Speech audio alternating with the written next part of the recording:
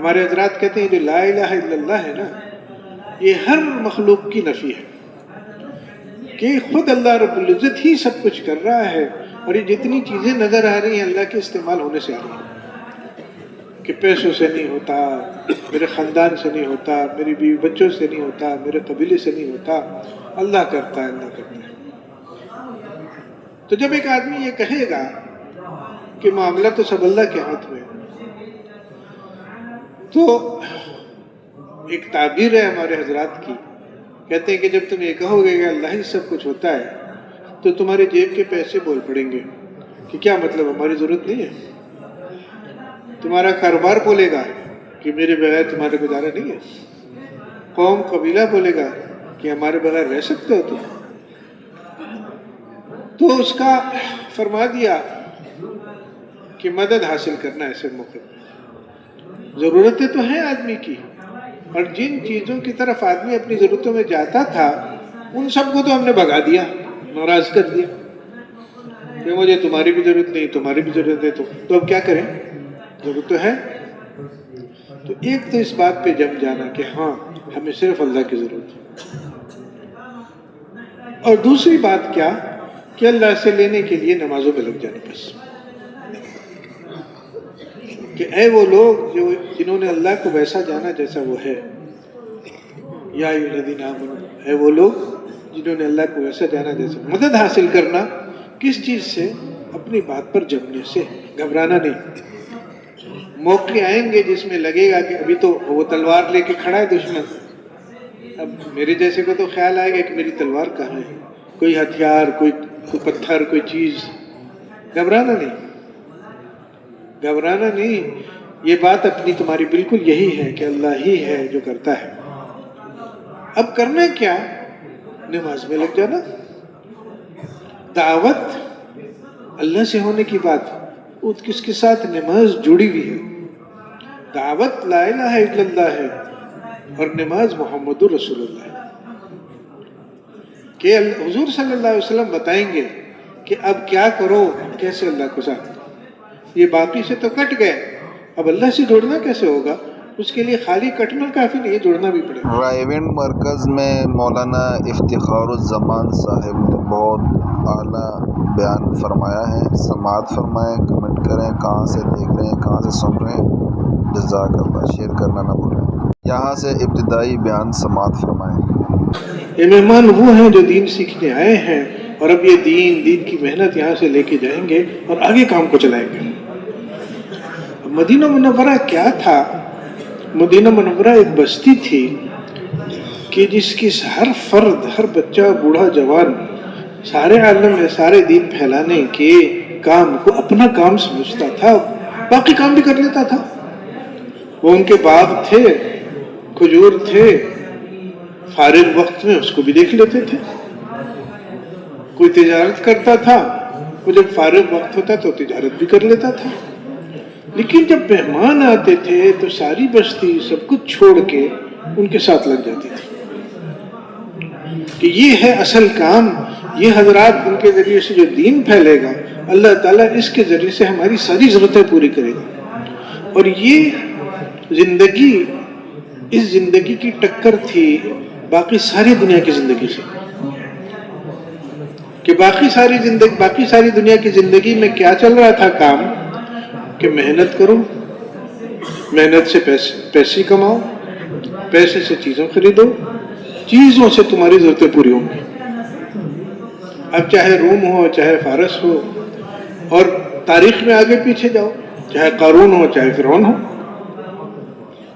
سب کا یہی ذہن ہے کہ محنت کر کے پیسے، پیسوں سے چیزیں، چیزوں سے ضرورتوں کو پورا ہونا۔ اور یہاں کیا ہے مدینہ منورہ میں کہ نہیں، اللہ کرتا ہے، اور ہماری محنت اللہ کو ساتھ لینے پہ کہ اللہ کیا چاہتا ہے، بس مجھے یہ کرنا ہے۔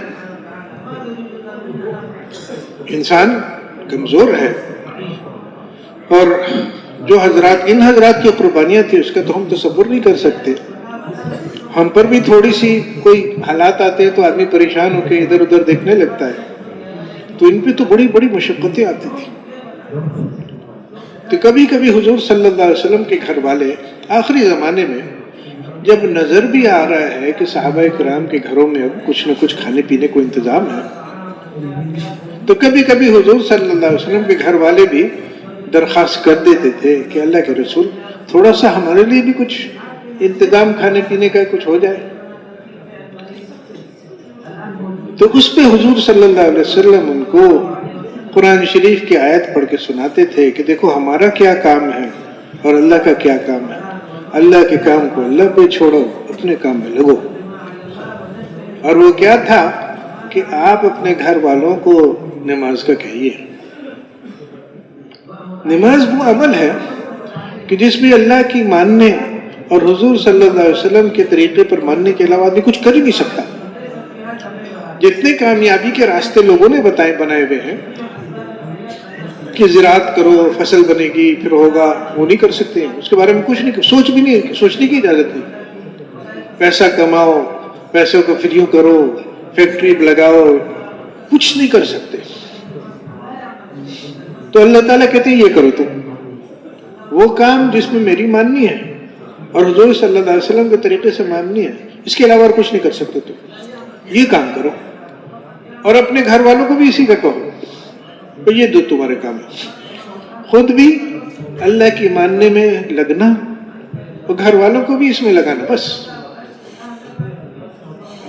ہم آپ سے تھوڑی روزی کمائیں گے. وہ جو رزق جو ہے، رزق ہر وہ چیز ہے جو دی جاتی ہے کسی کو. اللہ تعالیٰ نے جتنی چیزیں مجھے دی ہیں، چاہے روٹی ہے، چاہے کپڑا ہے، چاہے سمجھ ہے، وہ اللہ نے دی ہے. تو وہ سارا رزق ہے، وہ اللہ دیتا رہے گا. تم گھبراؤ نہیں، تم نماز میں لگو اور لوگوں کو نماز پہ لاؤ. اور ہم تم سے تھوڑی کموانا چاہتے ہیں کچھ، ہم تم کو دیں گے. اور نہ صرف یہ کہ تم کو دیں گے، اس دنیا میں آخرت کا بھی انتظام ساتھ ساتھ ہوتا چلا جائے گا. ترتیب بتائی. تو مدینہ منورہ میرے بھائی دوستوں، وہاں کی جو زندگی تھی اس کی یہ ترتیب تھی. ادھر یہ ترتیب ہے کہ محنت کرو، کس چیز پر؟ پیسے کمانے پر. پیسے سے کیا کرو گے؟ چیزیں خریدو گے. چیزوں سے کیا ہوگا؟ ضرورتیں پوری ہوں گی. اور یہاں یہ ہے کہ محنت کرو اللہ کو ساتھ لینے پر. نماز ایسی شاندار بات. اچھا یہاں بھی محنت ہے، ایک نعرہ لگانے کی بات نہیں ہے. نہیں، محنت کرنی ہوگی. جیسے دکاندار نعرہ لگائے کہ میں دکاندار ہوں، اس سے نہیں بنے گا کام. اس کو جا کے دکان کھولنی ہوگی اور پھر اسے سمجھنا ہوگا کہ کیسے دکان چلائی جاتی ہے. اور کئی سالوں تک نقصان ہوگا. تو سارے تاجر اس پہ ہنسیں گے کہ اس کو تو دکان چلانا نہیں آتا. اور جب وہ ہنس رہے ہوں گے وہ غور سے سن رہا ہوگا کہ میں نے کیا غلطی کی.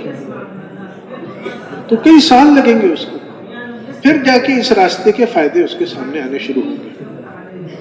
تو میرے بھائی دوستو، اس راستے میں بھی جب ایک آدمی کہتا ہے کہ اللہ سے ہوتا ہے، تو اب اللہ تعالیٰ کس چیز پہ کرتا ہے، وہ اعمال کون سے ہیں، ان کو کیسے کرنا ہے، یہ سب سیکھنا پڑے گا. مگر یہ زندگی کا ایک طریقہ، وہ زندگی کا دوسرا طریقہ. وہاں پر محنتیں اور راستوں پہ لگ رہی ہیں، اور یہاں پہ محنتیں اور راستوں پہ لگیں گی. بغیر محنت کے نہیں ہے یہ راستہ، اس میں بھی محنت ہے. وہ ہمارے ایک ساتھی اپنا قصہ سناتے ہیں کہ وہ عربوں میں تعلیم کرا رہے تھے. تو وہ جو دعا ہے ابو الدرداء رضی اللہ تعالیٰ عنہ والا قصہ سنایا، واقعہ جو بیٹھے کچھ قرآن مسجد میں کچھ لگے ہوئے تھے لوگوں کے ساتھ پڑھنا پڑھانا سیکھنا سکھانا. تو وہ ایک آدمی بھاگا کہ حضرت آپ کا گھر کو آگ لگ گئی. بالکل اطمینان سے کہا نہیں لگی، جاؤ، اور اپنے کام میں لگے رہے. پھر دوسرا آدمی، حضرت آپ کے گھر کو آگ لگ گئی ہے. ارے نہیں لگی ہے، جاؤ. پھر تیسرا آیا، چوتھا تھا جس پہ اس نے کہا کہ مجھے یہ نہیں سمجھ میں آتا کہ میں کس بات پہ زیادہ حیرت کرتا کہ آپ کو ایک کے بعد ایک آ کے بتا رہا ہے کہ آپ کے گھر کو آگ لگی، آپ مان ہی نہیں رہے. اور دوسری اس پہ مجھے حیرت ہو رہی ہے کہ وہ آگ آپ کے گھر تک پہنچی اور وہیں پہ رک گئی. اس پہ یہ حیران ہوتا ہوں یا اس پہ حیران ہوتا ہوں، سمجھ میں نہیں آتا. تو انہوں نے فرمایا کہ حیرت کی کون سی بات ہے؟ حضور صلی اللہ علیہ وسلم نے دعا سکھائی تھی کہ جس دعا کے بعد کوئی دنیا کا نقصان نہیں ہو سکتا شام تک، اور میں نے پڑھ لی صبح، تو اس میں کون سی بات؟ اب انہوں نے جو دعا سنائی، یہ واقعہ سنایا، دعا نہیں سنائی، تو ایک ساتھی کھڑا ہو گیا کہ وہ دعا کیا ہے، وہ دعا کیا ہے؟ تو جو ہمارے ساتھی ہیں انہوں نے کہا وہ یقین کہاں ہے، وہ یقین کہاں ہے؟ کہ 3 آدمی آ کے بتا رہے ہیں، کہہ رہے ہیں نہیں جلی نہیں جلی، اس یقین کے ساتھ پڑھو گے دعا تو پھر تو دعا تو یاد کر لی، وہ یقین بھی تو بنانا پڑے گا کہ یہاں سے ہوتا ہے، اللہ کرتا ہے، اللہ کے کرنے کا تعلق عمل سے ہے اور کسی چیز سے نہیں۔ اب یہ والا یقین اصل تو گھر جل بھی جائے تو کیا ہو گیا، گھر جل بھی جائے تو کیا ہو گیا، گھر ہی جلا نا، لیکن یہ یقین نہیں ملا تو چابی نہیں ہمارے پاس، سارے دین کی چابی نہیں ہاتھ میں۔ تو میرے بھائی دوستو، وہ جو مدینہ منورہ والا ماحول تھا اس کی بنیاد تھا یہ یقین، اور یہ یقین سیکھا انہوں نے مکہ مکرمہ میں انفرادی زندگی میں، کہ جب ایک آدمی کلمہ پڑھتا تھا تو ہر چیز سے کٹ کے سارے سہارے کٹ گئے، اور اب وہ بلا رہا ہے اللہ کی طرف، کہ وہ جو ہے اللہ تعالیٰ نے عجیب طریقے سے سمجھایا حضور صلی اللہ علیہ وسلم کی دعوت کو، کہ مشرکین کے زبان سے سمجھایا۔ مشرکین نے مکہ مکرمہ میں خانہ کعبہ کے اندر 360 بت رکھے ہوئے تھے، جنگ لڑنی ہے تو اس بت کی پوجا کر لو، گھر میں بیماری آئی ہوئی ہے تو اس بت کی پوجا کر لو، بارش نہیں ہو رہی ہے تو اس بت کی پوجا کر لو، 360 ضرورتوں کے لیے 360 بت، کبھی ادھر جا رہے ہیں، کبھی ادھر جا رہے ہیں، کبھی ادھر جا رہے ہیں۔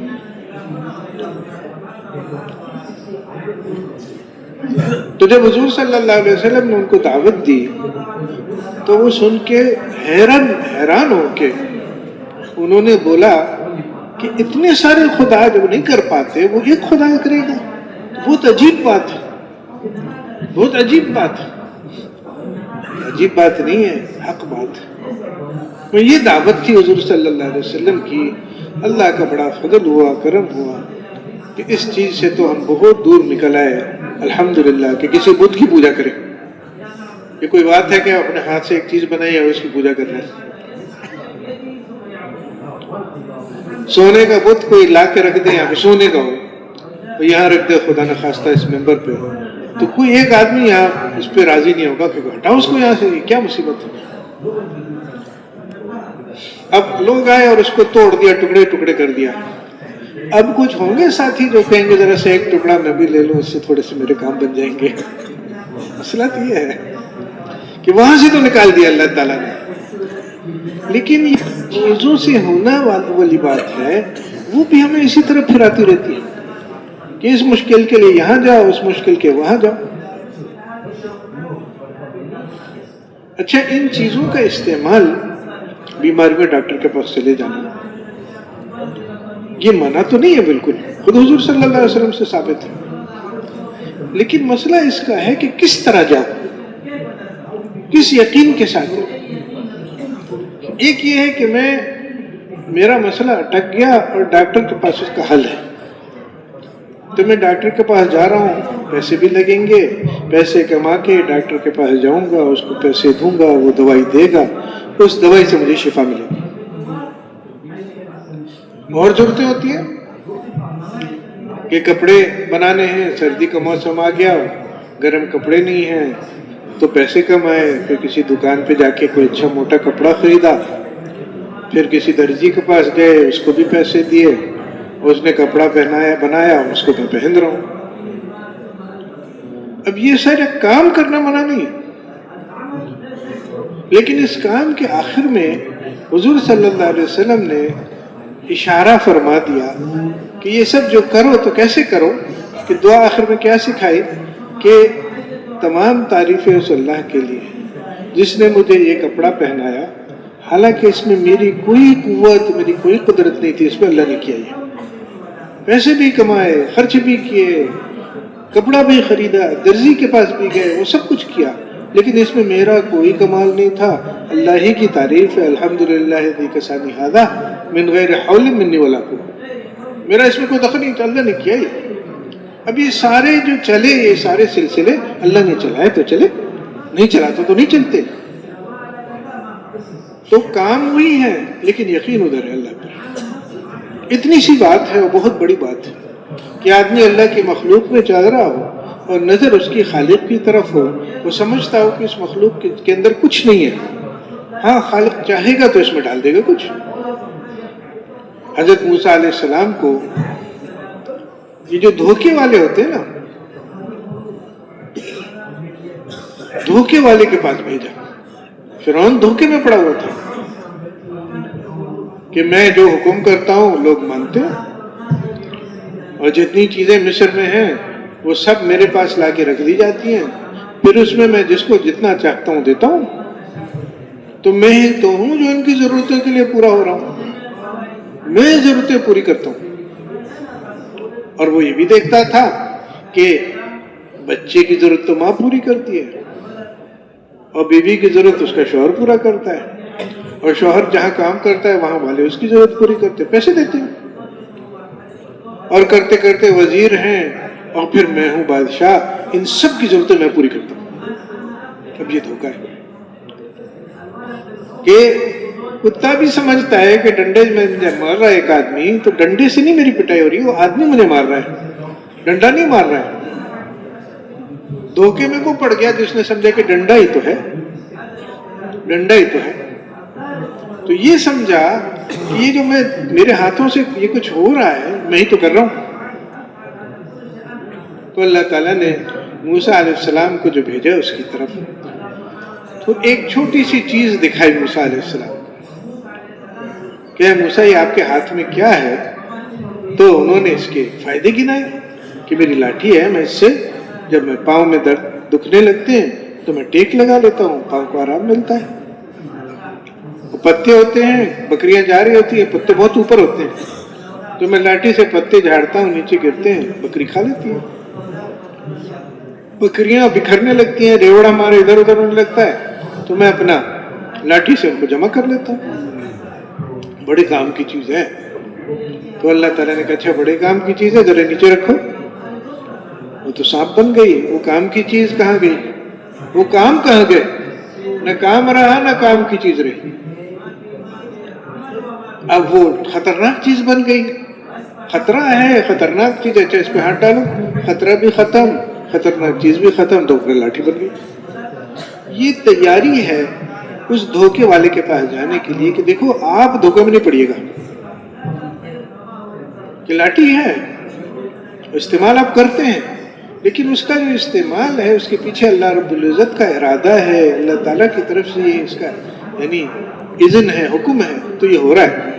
اللہ نے ہاتھ حکم کھینچ لیا تو سانپ بھی بن سکتی ہے یہی لاٹھی. جب موسیٰ علیہ السلام، انبیاء علیہ السلام سمجھدار ہوتے ہیں، جہاں سب سے سمجھدار لوگوں کی سمجھ ختم ہوتی ہے نا وہاں ان کی سمجھ شروع ہوتی ہے. ہمارے ساتھی کیا کہتے ہیں کہ پتہ چلا کہ اللہ سے ہوتا ہے، چلو پیسے نکال کے پھینک دو.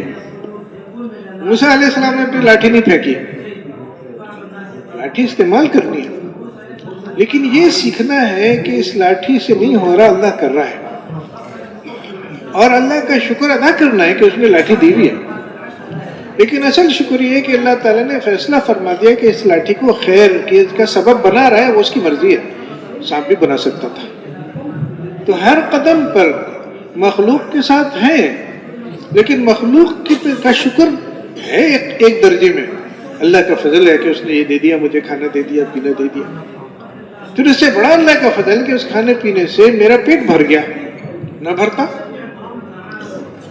تو ان واسطوں کا بھی شکر سکھایا. خود حضور صلی اللہ علیہ وسلم نے کیا فرمایا کہ میزبان تمہیں کھانا کھلا رہا ہے تو تم کہہ دو تم نے نہیں کھلایا، اللہ نے کھلایا. نہیں، یہ نہیں کہہ رہے. سچ بات ہے کہ اللہ کے فیصلے سے یہ میزبان نے مجھے کھانا کھلایا، یہ سچ ہے. لیکن ہمیں جو ادب سکھایا گیا ہے وہ یہ ہے کہ اس کا بھی شکر ادا کرو، اللہ کا بھی شکر ادا کرو. اللہم اطعم من اطعمنا، کہ جس نے مجھے کھانا کھلایا اللہ تو بھی اس کو کھانا کھلا، اس کا بھی شکر ہے واسطے کا. لیکن اصل تو اللہ کا شکر ہے کہ اس نے اس کے دل میں ڈالا، اس نے یہ سب کچھ کیا. اللہ نہ ڈالتا تو میرا میزبان جو آج بنا ہوا ہے مجھے تھپڑ مار رہا ہوتا، میں کیا کرتا. تو مخلوق کے بیچ میں رہتے ہوئے، مخلوق کا استعمال کرتے ہوئے نظر اللہ پہ رہے، یہ چیز میرے بھائی دوستوں سیکھ لی تو اب سارا دین آسان ہے. یہ نہیں سیکھی تو بھائی لگے رہو پھر. دین تو دین اس لیے بنتا ہے کہ ایک آدمی اللہ کو سامنے رکھ کے ایک کام کر رہا ہوتا ہے. جو اللہ کو پہچانتا ہے وہ مخلوق کو بھی پہچان لیتا ہے. وہ سمجھ گیا کہ اللہ تعالیٰ ہی تو ہے جو کر رہا ہے. تو اب جس مخلوق پر اس کی نظر پڑے گی اور اس سے کوئی فائدہ یا کوئی نقصان نظر آ رہا ہوگا، وہ مخلوق کو بھی پہچانے گا کہ شکل تو ہے فائدے کی، شکل تو ہے نقصان کی، لیکن پیچھے تو اللہ کا حکم چلے گا، پیچھے اللہ کا حکم چلے گا. اس لیے شکلوں سے نہیں الجھتے، نظر اللہ پہ رہتی ہے. کہ حضور صلی اللہ علیہ وسلم سفر میں تھے اور کہیں دوپہر کو آرام کے لیے صحابہ کرام بھی لیٹے، اور حضور صلی اللہ علیہ وسلم نے اپنی تلوار ایک جھاڑی پہ لٹکا دی. اب دور سے ایک دشمن نے دیکھا کہ سارے سو رہے، چپکے سے آیا، حضور صلی اللہ علیہ وسلم کی تلوار نکالی، سر پہ کھڑا ہو گیا اور حضور صلی اللہ علیہ وسلم سے کہا کہ اب آپ کو کون مجھ سے بچا سکتا ہے؟ کہ آپ کے پاس تو تلوار بھی نہیں ہے، میرے پاس تلوار. آپ لیٹے ہوئے کہاں بھاگیں گے، میں کھڑا ہوا، اب آپ کو کون بچائے گا؟ سوال نہیں تھا. یہ تو جیسے کسی سے مذاق کرتے ہیں نا کہ ہاں بھائی اب کیا کرو گے، یعنی کچھ نہیں کر سکتے تم، ابھی میں آپ کی گردن اڑاؤں گا. تو حضور صلی اللہ علیہ وسلم نے اس کے جو مذاق ہے اور اس کے جو استہزاء ہے اس کو سوال بنا دیا کہ کون بچائے گا؟ اللہ بچائے گا. اور کون بچائے گا؟ بالکل اطمینان سے کہ پہلے بھی میں اللہ تعالیٰ کی حفاظت میں چل رہا تھا اور ابھی میں اللہ کی حفاظت میں ہوں. تمہاری تلوار کیا چیز ہے؟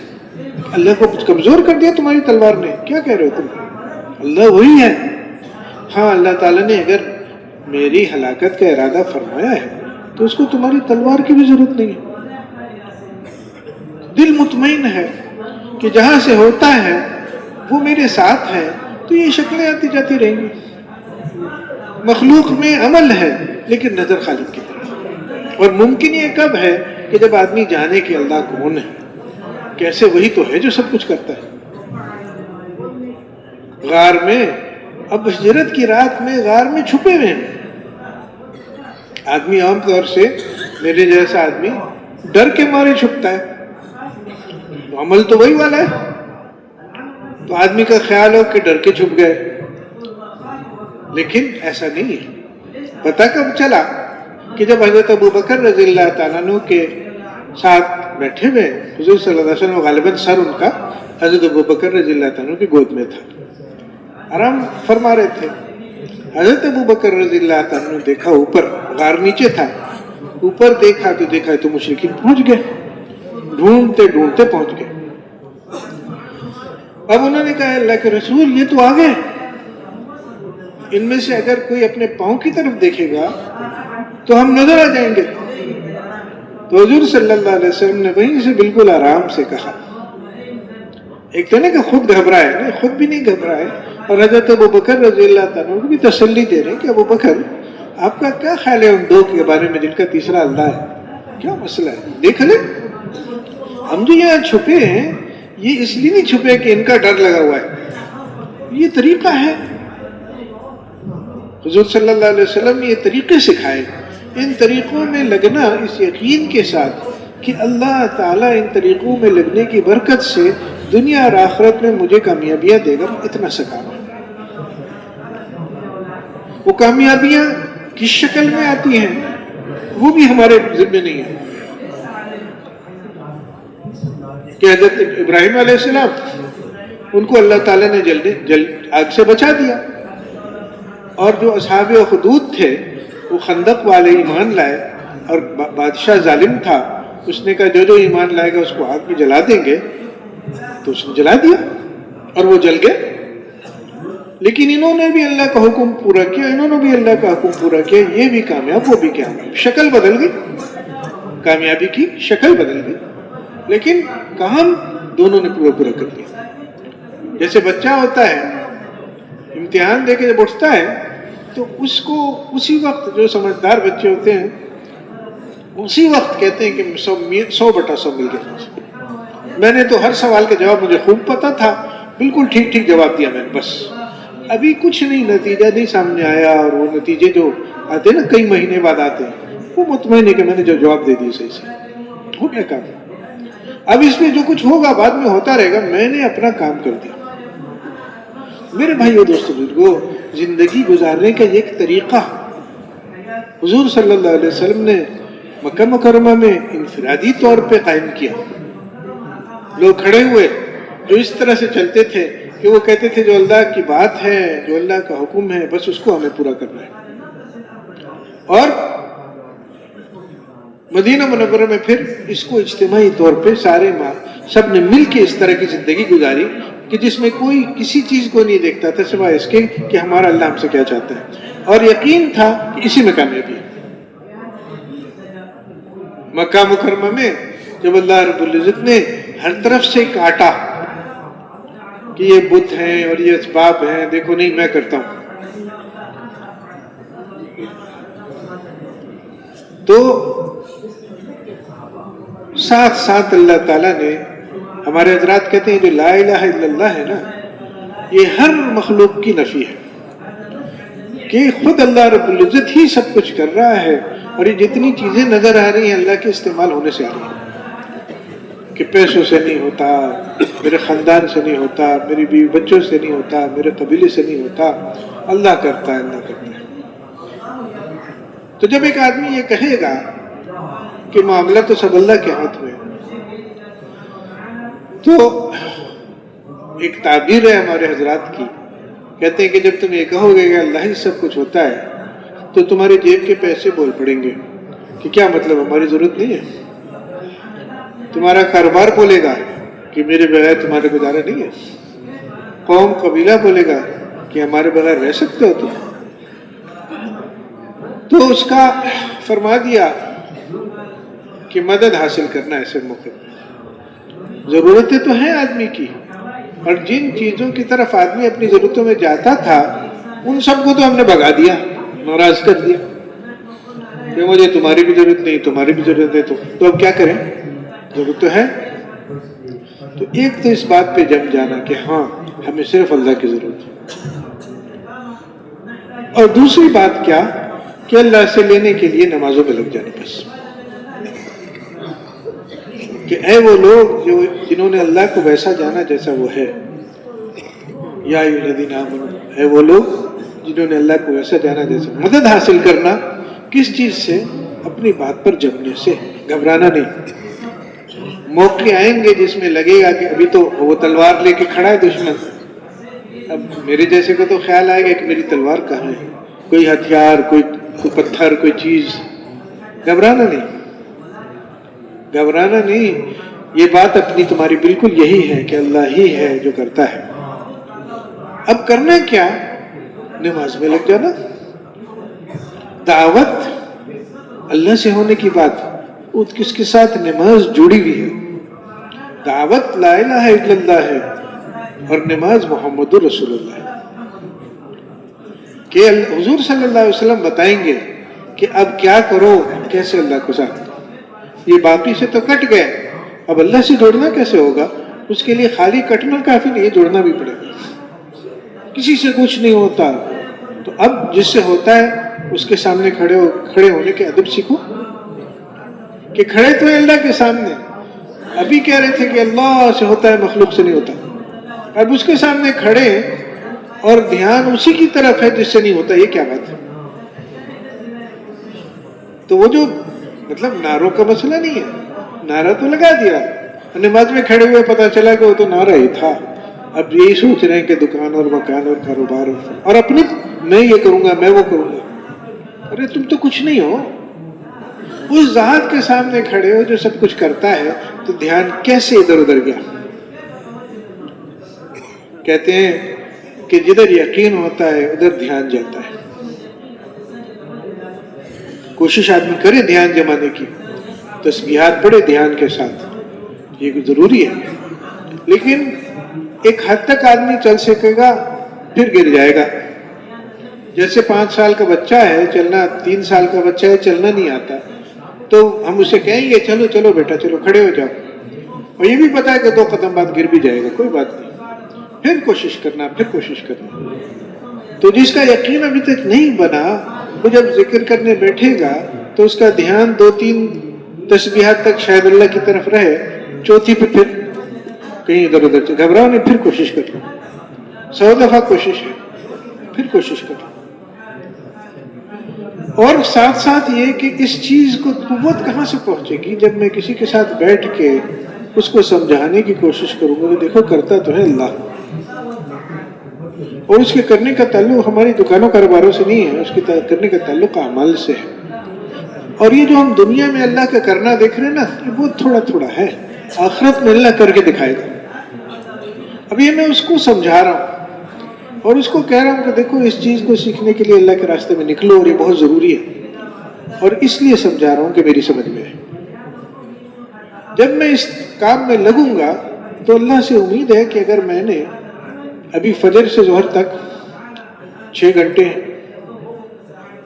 اس میں سے میں نے 1-2 گھنٹہ لوگوں کے ساتھ بیٹھ کے ان کو سمجھانے کی کوشش کری کہ اللہ کون ہے، اور کیسے وہی تو ہے جس کے ساتھ میں ہاتھ میں سب کچھ ہے. تو جب میں نماز میں کھڑا ہوں گا، یہ میں کیوں کر رہا ہوں؟ میں اس لیے کر رہا ہوں کہ جب میں ظہر میں کھڑا ہوں تو تھوڑا سا مجھے میرے دل میں تو ہو میں کس کے سامنے پہنچ گیا، میں کس کے سامنے کھڑا ہوں. اب اس چیز کو حاصل کرنے کے لیے میں ایک آدمی سے بات کر رہا ہوں، انشاءاللہ اس سے اس میں قوت پہنچے گی، اس دعوت سے اس دھیان میں قوت بنے گی، اس دھیان سے وہ نماز جاندار بنے گی. میرے بھائیو دوستو، مدینہ منورہ میں جو حضور صلی اللہ علیہ وسلم نے ایک زندگی کی بنیاد ڈالی، مکہ مکرمہ سے شروع ہوا، افراد بنے مدینہ منورہ میں، اب ایک پوری قوم بن گئی. خلاصہ کیا تھا ان کی زندگی کا؟ کہ یہ وہ لوگ تھے جنہوں نے اللہ سے لینا سیکھ لیا تھا. اب ان کا تعلق اللہ سے لینے والا تھا، اور مخلوق سے اب ان کو پتہ چل گیا تھا کہ مخلوق کے پاس ہے کچھ نہیں، تو مخلوق سے لینے کی کیا سوال ہے. تو ہر مخلوق سے اب ان کا دینے کا تعلق بن گیا تھا. ہم لیں گے اللہ سے، دیں گے لوگوں کو. اب شوہر کو بیوی سے کوئی مطالبہ نہیں ہے، اس کا بیوی کا شوہر سے کوئی مطالبہ نہیں، دکاندار کا گاہک سے مطالبہ نہیں. وہ ایک صحابی کے پاس غالباً چینی کا تھا ایک قافلہ، بہت ساری چینی آئی، چینی کی کمی ہو گئی تو انہوں نے ساری تقسیم کر دی. یعنی یہ تاجر ہے، لیکن اس کی تجارت سے لینے کا طریقہ نہیں ہے. اس کے نزدیک تجارت سے میں نہیں لیتا ہوں، میں اللہ سے لیتا ہوں، میں تو دیتا ہوں. تقسیم کر دیا. یہ حضرت جعفر رضی اللہ تعالیٰ، یہ حضرت حسین، کسی کو یاد ہے کہ وہ انہوں نے دعوت کی کچھ لوگوں کی، تو کسی نے شرارت کے طور پہ اعلان کر دیا کہ سارے مدینہ منورہ پہ دعوت کی ہے. حضرت حسن تھے، حضرت حسین تھے، حضرت جعفر تھے، تینوں میں سے تھے شاید. بہرحال اس نے شرارت کی، انہوں نے تو کچھ لوگوں کو بلایا تھا دعوت کے لیے، اس نے کہا ان کو ذلیل کرو، اعلان کر دو سارے مدینہ منورہ میں.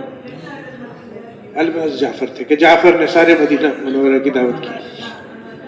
اب جب ان کو پتا چلا کہ یہ اعلان ہوا ہے تو انہوں نے اپنے جو آدمی تھا جو سنبھالتا تھا ان کو بلایا کہ بھائی کھول دو خلانے، بچھا دو دسترخوان، سارے مدینہ منورہ والے آ رہے ہیں. اب اس نے کی شرارت اور انہوں نے دسترخوان لگا دیا اور سب کو خوب کھلایا، اور پھر آخر میں پوچھا کہ یار یہ ہم روز نہیں کر سکتے.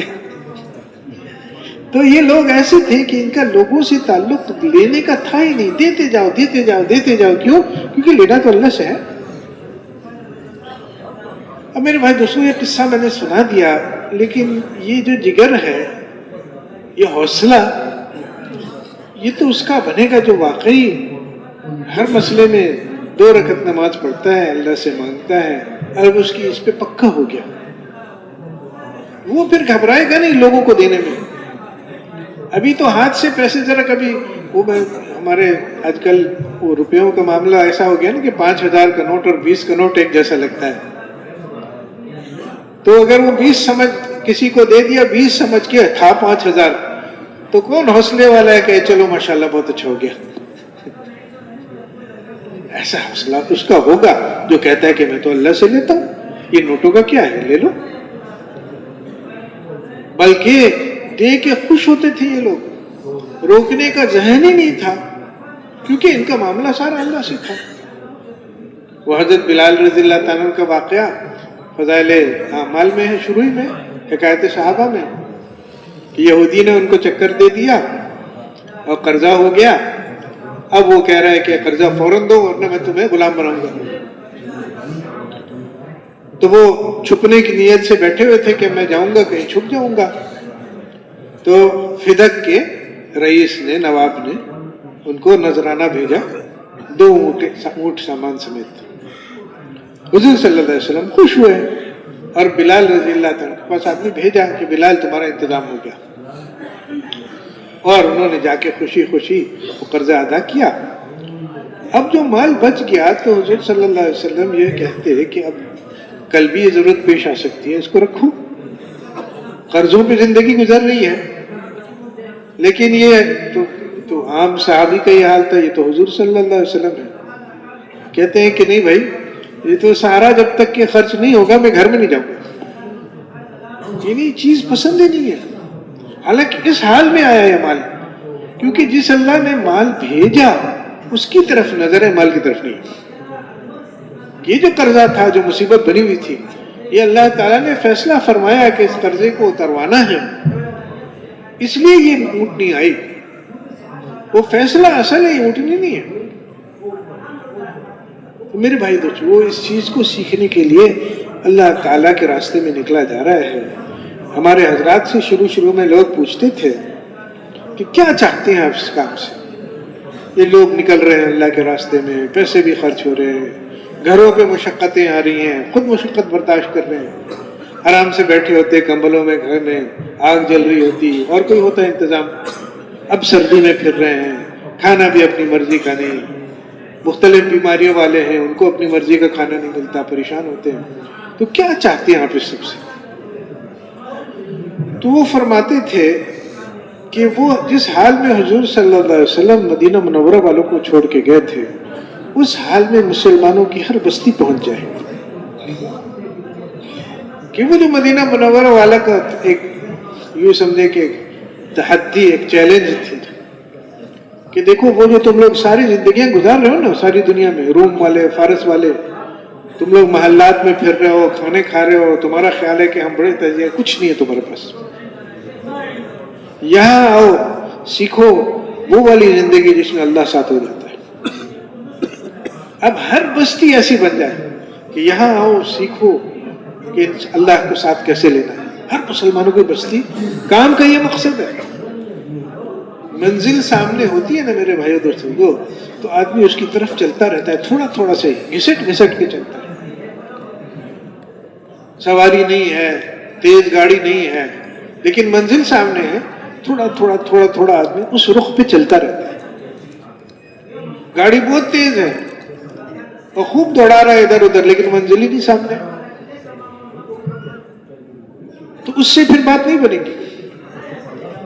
یہاں تو ذکر بھی سیکھنا ہے, علم بھی سیکھنا ہے, فضائل کا علم بھی سیکھنا ہے, یقین بھی سیکھنا ہے, نماز بھی سیکھنی ہے. کیوں؟ تاکہ پوری بستیاں تیار ہوں وہ مدینہ منورہ کے نمونے والی. اب وہ میرے سیکھنے میں میرا سیکھنا اس کا ایک حصہ ہے, لیکن صرف میرے سیکھنے سے بات نہیں بنے گی. جیسے میں سیکھنے میں لگا ہوا ہوں, جس بستی میں جا رہے ہیں ساری بستی والوں کو کہہ رہے ہیں کہ اللہ کے بندو تم بھی اس کو سیکھنے میں لگو. کہ وہ جیسے ایک آدمی کہتا ہے نا, ہمارے حضرات کہتے تھے کہ 6 نمبر کیسے بولنے ہیں, کہ جیسے ایک آدمی بہت زبردست منزل کی طرف خود دوڑ رہا ہے اور لوگوں کو کہہ رہے ہیں چلو یہ ہے جگہ جانے کی. لوگ محنتوں میں لگے ہوئے ہیں کہ میری دکان شاندار ہے, چھوڑو دکانداری کو, چلو اپنی نمازوں کو ٹھیک کرو, یقینوں کو ٹھیک کرو, ہمیں اس بستی کو وہاں تک پہنچانا ہے جہاں حضور صلی اللہ علیہ وسلم مدینہ منورہ کو چھوڑ کے گئے تھے. اب اس کے لیے مشورے ہیں, اس کے لیے محنت دعوت ہے، اس کے لیے لوگوں کو نقد نکالنا ہے، اس کے لیے نکالنا، خالی نقد نکالنا کافی نہیں ہے، بلکہ ایک آدمی کے ساتھ بیٹھ کے اس کو سمجھانا کہ دیکھو بھائی، ہمارے کام تو اللہ بناتا ہے، اور اللہ تعالیٰ جو ہمارے کام بناتا ہے دکانوں پہ نہیں بناتا، پیسوں پہ نہیں بناتا کہ میرے پاس 1000 روپے ہیں اس لیے اللہ تعالیٰ میرے لیے بہت اچھے اچھے کام کرے گا، لیکن میرے پاس اگر لاکھ ہوتے نا تو اللہ بہت زیادہ کام کرتا۔ اللہ رب العزت ہم پیسے تھوڑی گنتا ہے، ہمارے پیسے کیا چیز ہے، اللہ تعالیٰ تو اعمال پہ کرتا ہے۔ اور ہم جو کرنا کرانے کا سوچ رہے ہیں، ہم جن مسائل کو مسائل سمجھے ہوئے ہیں، ارے ابھی آنکھ بند ہوئی تو بتاؤ مسائل کا کیا بنے گا؟ بھوک ہے، آنکھ بند ہوئی تو وہاں کی بھوک کا سے اللہ بچا لے، اصل تو وہ بھوک ہے۔ یہاں بھوک ہے اور وہاں کھانا ہے، مزے، کوئی بات نہیں، وہاں کا کھانا ساری بھوکیں بھول جائیں گے۔ پہلے دن محشر کے میدان میں ناشتہ ہوگا اور اس میں ایک روٹی ہوگی، اللہ ہم سب کو نصیب فرمائے۔ اس روٹی میں اللہ تعالیٰ دنیا کے سارے مزے اس میں ڈال دے گا۔ ایک لقمہ کھایا تو جو دنیا کی حسرتیں رہ گئی تھی نا، کہ لوگ میری کوٹھی نہیں تھی اور میری کار نہیں تھی اور میری بیوی ایسے ہی تھی، اور وہ ساری حسرتیں ایک لقمے میں ختم ہو جائیں گی، دنیا والی۔ جنت کے مزے تو اس کے بعد ہیں، یہ تو ہماری چھوٹی چھوٹی چیزیں ہیں جن میں ہم اٹک گئے۔ تو اصل آخرت ہے۔ اب میں ایک آدمی کو یہ سمجھا رہا ہوں کہ دیکھو بھائی، کہ ہمارے کیا مختصر کر کے ہمارے حضرات نے سکھایا ہوا ہے کیا، کہ مخلوق سے خالق کی طرف، چیزوں سے اعمال کی طرف، دنیا سے آخرت کی طرف۔ یہ ہماری محنت ہے کہ دل مخلوق سے خالق کی طرف پھر جائے، کہ مخلوق سے ہونا سمجھا ہوا ہے۔ حالانکہ دیکھو حضور صلی اللہ علیہ وسلم تلوار کو دیکھ رہے ہیں، لیکن نظر خالق کی طرف ہے کہ نہیں، اس سے نہیں ہوتا۔ حضرت ابراہیم علیہ السلام آگ کو دیکھ رہے ہیں، لیکن نظر خالق کی طرف ہے کہ حسبی اللہ، اللہ کافی میرے لیے۔ حضرت حاجرہ صحرا میں چاروں طرف سے موت ہی موت ہے، شوہر نبی چھوڑ کے چلے گئے، تھوڑا سا کھجور تھوڑا سا پانی، موت ہی ہے، لیکن وہ کہتے نہیں اللہ مجھے نقصان نہیں پہنچنے دے گا، نظر اللہ کی طرف۔ تو مخلوق سے نہیں ہوتا، خالق سے ہوتا ہے۔ اب یہ میں نے 30 سیکنڈ کے اندر یہ بات کہی، یہ تو تسلی سے کہنے کی ہے، دل میں اتارنے کے لیے۔ اور بھی واقعات ہیں اس طرح کے۔ تو مخلوق کی طرف سے ہٹے نظر، خالق پہ جم جائے کہ دیکھو وہ ہوتا ہے۔ اللہ کے تأثر سے ہم زندگی گزارنے والے بنے۔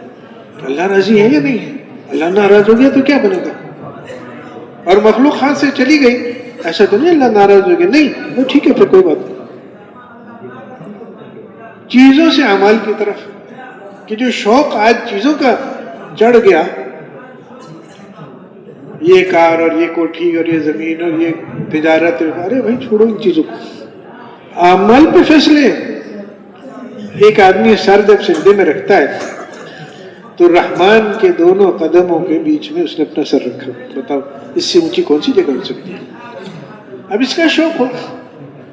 میں جب قرآن شریف پڑھتا ہوں تو اللہ رب العزت ایسے سنتا ہے، اللہ تعالیٰ نے ایسی مثال دی ہے جو ہر ایک کی سمجھ میں آئے، کہ گانے والی عورت اپنی باندی گا رہی ہے، کیسے آدمی دیکھے گا، سنے گا؟ تو اللہ تعالیٰ ہمیں اس طرح دیکھتا ہے، بھائی کہاں ہم اور کہاں کیا حیثیت ہماری، لیکن قرآن شریف پڑھ رہے ہیں، اللہ تعالیٰ سن رہا ہے۔ تو ایک ایک چیز ایسی ہے اعمال میں کہ آدمی اعمال کا شوق، کیا چیزوں کا شوق لگ گیا۔ تو یہ دوسری محنت۔ اور تیسری محنت کیا، کہ بھائی جتنے حالات کا ہم نے سوچا ہوا ہے نا، ابھی بھوک ہے، پیاس ہے، یہ تو کچھ نہیں ہے، یہ سارے حالات موت کے بعد ہیں، اور وہ حقیقی حالات ہیں۔ دنیا کی بھوک پیاس اور دنیا کے لذت اور مزے، یہ تو صرف اس لیے کہ آدمی کو سمجھ میں آ جائے کہ لذت ہے کیا چیز، پھر آخرت میں اصل لذت پتہ چلے گا۔ اور دنیا کی تکلیف تھوڑی بہت اس لیے کہ یہاں پتہ چلے کہ تکلیف کس چیز کا نام ہے، تاکہ آخرت میں جو اللہ سب کے بچائے، آخرت کی تکلیفیں اصل ہے۔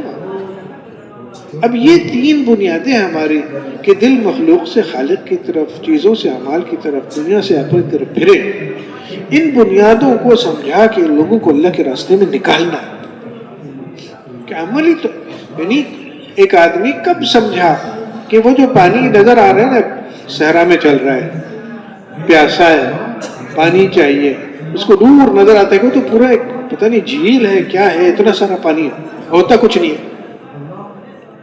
سراب کہتے ہیں اس کو، ہوتا کچھ نہیں ہے.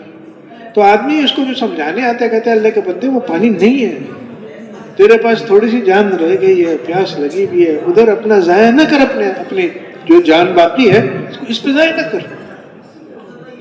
اب اس کو جو میں نے یہ سمجھایا اور وہ کہتا ہے میں سمجھ گیا، اور میں نے اس کو جو تقریر کی تھی اس نے مجھے تقریر سنا دی. وہ کہ میں سمجھ گیا، شاید سمجھ کے لگتا تو ہے، اچھا میں دیکھ تو لوں کہ وہ کیا ہے وہاں پہ. تو کچھ نہیں سمجھا، وہ کچھ نہیں سمجھا. وہ تو جب تک وہ کہے گا کہ اچھا وہاں پانی نہیں ہے، اچھا تو بتاؤ کیا کروں، اب سمجھا. نقد تشکیل اس چیز کا نام ہے کہ اچھا میری دکان پہ جو میں دن رات لگا ہوا ہوں یہاں سے میرے کام نہیں بنیں گے، اللہ کو ساتھ لینا ہوگا. اللہ تعالیٰ تو اعمال پہ کرتا ہے، میرے اعمال ایسے ابھی نہیں بنے کہ مجھے کوئی بھروسہ ہو کہ اس سے کچھ ہو جائے گا.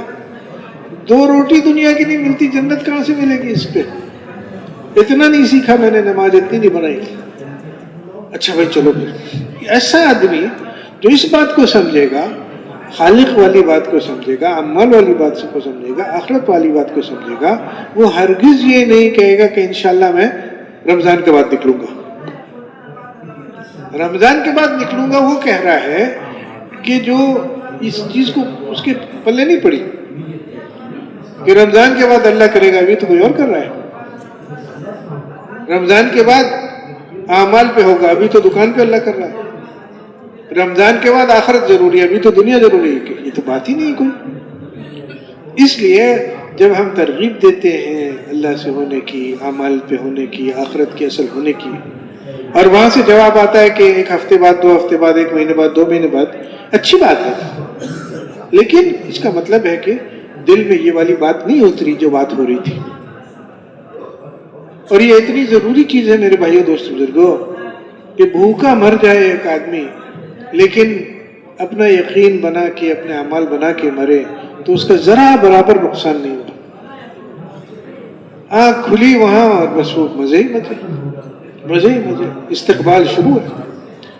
تو کوئی بھی آدمی کسی بھی حال میں پڑا ہوا ہے، اگر وہ یہ کہتا ہے کہ میں بہت مصروف ہوں، بہت ضروری میرے کام ہیں، تو پکی بات ہے کہ اس کے کام بالکل ضروری نہیں. ضروری یہ ہے کہ یقین سیکھو، نماز بناؤ، یہ ہے ضروری. تو جو اور بہت خطرناک حالت ہے اس آدمی کی جس نے یہ نہیں سمجھا کہ نماز ہی ضروری ہے، یقین ہی ضروری ہے، ابھی آنکھ بند ہوئی کہاں پہنچے گا. پہلا سوال یہ ہے کہ وہی جو فرعون والا تھا نا، رب، کہ میں تمہارا رب ہوں، فرعون کہتا تھا. تو وہاں اللہ تعالیٰ پوچھیں گے، فرشتہ آ کے پوچھے گا کہ تمہارا رب کون تھا، تمہارے کام کہاں سے بنتے تھے. اگر خدا نخواستہ اس رخ والی بات اس کے اندر آئے گی کہ کچھ کام تو میرے وہاں سے بنتے تھے، کچھ کام تیرے وہاں سے بنتے تھے، کچھ کام تو میرے وہاں سے بنتے تھے، تو وہ چکرا جائے گا. اور وہاں دل کی بات نکلے گی، زبان کے بناوٹی بات نہیں ہو سکے گی. تو اس نے پوچھا تمہارے کام کہاں سے بنتے تھے، وہ کہے گا پتہ نہیں، ہاں لا ادری، مجھے نہیں پتا. یہ ہے خطرناک حالت. کہتے ہیں نا ذرا ہلکا ہاتھ رکھو اور ذرا نرمی. ارے بھائی یہ کون سی نرمی ہے کہ ایک آدمی کو اس حال میں چھوڑ دینا کہ ابھی آنکھ مری تو پٹائی شروع. یہ نرمی ہے؟ یہ تو بہت سخت دل آدمی ہے. یا سچی بات کیا ہے کہ خود اپنے دل میں نہیں بیٹھا، ورنہ ہم لوگ کتنا پریشان ہوتے ہیں. اور کیونکہ خود اپنے دل میں نہیں بیٹھا اس لیے اس کے دل میں بھی نہیں پہنچا. اصل بات یہ ہے، یہ جو ساری جو تشکیل میں جو نکتے کی بات ہے نا، وہ یہ ہے کہ لوگ کیوں نہیں سمجھ رہے، کیونکہ میں نہیں سمجھا. اس لیے آدمی جب بات کرے، ترغیب دے، اور وہ رمضان کے بعد کی بات کرے، اور جیسی باتیں ہوتی ہیں، جوڑ میں نکلوں گا، فلاں نکلوں گا، چلا نکلوں گا، تو جا کے 2 رکعت نماز پڑھ کے پہلے اپنے لیے روئے، پھر ساتھی کے لیے روئے، تو ساری امت کے لیے روئے کہ اللہ ہم کہاں پہنچ گئے. وہ جو مدینہ منورہ والی جو زندگی تھی اور وہ جو بنیاد تھی اس زندگی کی، وہ جو یقین اور اعمال پر محنت، وہ کہاں چلی گئی. اب جو قارون کی سوچ تھی، فرعون کی سوچ تھی، تو لاہور میں جتنے گھر ہیں ابھی صبح جاگ رہے ہیں اور وہ ناشتے بن رہے ہیں، کپڑے استری ہو رہے ہیں. کیوں؟ وہی قارون فرعون کے راستے پہ چلنے کے لیے. کہ پیسے بنائیں گے، محنت کریں گے، پیسے بنائیں گے، اور اللہ معاف فرمائے اس میں کافر تو کم ہیں، یہاں مسلمانوں کی بات ہو رہی ہے، اور مسلمانوں میں دینداروں کی بھی بات ہو رہی ہے، اور اللہ معاف فرمائے بہت سے تبلیغ والوں کی بات ہو رہی ہے، پتہ نہیں اپنا کیا حال ہے۔ تو اس لیے اس پہ آدمی کچھ رو لے اللہ کے ساتھ، اور اس چیز کو بدلنے کے لیے کہ اللہ مجھے وہ والا یقین دے دے، اور میری نماز ویسی بنا دے جیسے مدینہ منورہ والوں کی تھی، پھر جائے اور اسی آدمی سے پھر بات کرے۔ اور اتنی دفعہ یہ دعوت ہے، یہ دعوت ہے، دعوت کے بنیادی آداب میں ہمارے بڑے حضرات کہا کرتے تھے کہ جب دعوت دو تو نشانہ اپنا ٹھیک کرو۔ جیسے شکاری جب شکار کرتا ہے تو اس کو گولی چلانے کی زیادہ فکر نہیں ہوتی، وہ شکار کو نشانے پہ لاتا ہے، اب ایک گولی چلا دیتا ہے۔ فرماتے تھے کہ ایک گولی کافی ہے اگر شکار نشانے پہ آئے گا، اور نشانہ کیا ہے؟ اپنا دل۔ دعوت میں سیکھنے کی ٹھیک ہے، آدمی حدیثیں بھی سیکھے، آیتیں بھی سیکھے، چلو، لیکن جو اصل چیز دعوت میں سیکھنے کی ہے کہ وہ نہیں سیکھا تو کچھ نہیں سیکھا۔ وہ یہ ہے کہ میں بات کروں دوسروں سے اور نشانہ میرا اپنا دل، اپنے آپ کو سامنے رکھ کے بات کرنا جس نے سیکھا تو اس کی اتنی تیزی سے ترقی ہوگی کہ جس کا کوئی کہنا نہیں، کہ جس بات سے کے اندر اتنی جان ہے کہ گھر بیٹھے لوگوں کو 4 مہینے سال کے لیے نکال دیتی ہے۔ اگر بات کرنے والے اپنا نشانہ کر لگا کے بات کر رہے ہوتے تو وہ پتہ نہیں کتنا اوپر پہنچ چکے ہوتے، کتنا ان کی زندگیاں بدلتی۔ سال وصول ہو گئے، 4 مہینے وصول ہو گئے، کرنا ہے اس کو، لیکن اسی کام کو اپنے دل کو نشانہ بنا کے کرنا ہے کہ اللہ مجھے یہ جو بات میں کہہ رہا ہوں میں کہہ اس لیے رہا ہوں کہ میرے دل میں آئے۔ اس سے 4 مہینے وصول کرنے کے لیے نہیں بول رہا ہوں، میں اس لیے بول رہا ہوں کہ میرے اپنے دل میں نہیں ہے، میں اس کو سمجھاؤں گا اور سمجھاؤں گا اور پھر اس کے لیے روؤں گا اور پھر سمجھاؤں گا، یہاں تک کہ اللہ تعالیٰ مجھے یہ نصیب فرما دے، اور اسی کے بیچ میں اس کو بھی اللہ نصیب فرما دے گا۔ تو میرے بھائی دوستو، دعوت کا کام کا مقصد ایک ہے، صرف چلہ 4 مہینہ سال 7 ماہ نہیں ہے، بلکہ نمازوں کا ٹھیک ہونا، یقینوں کا ٹھیک ہونا، پھر اس بنیاد پہ پوری بستیاں تیار ہوں۔ ایک دفعہ ہمارے حضرات کہہ رہے تھے کہ میرا تو یہ جی ہے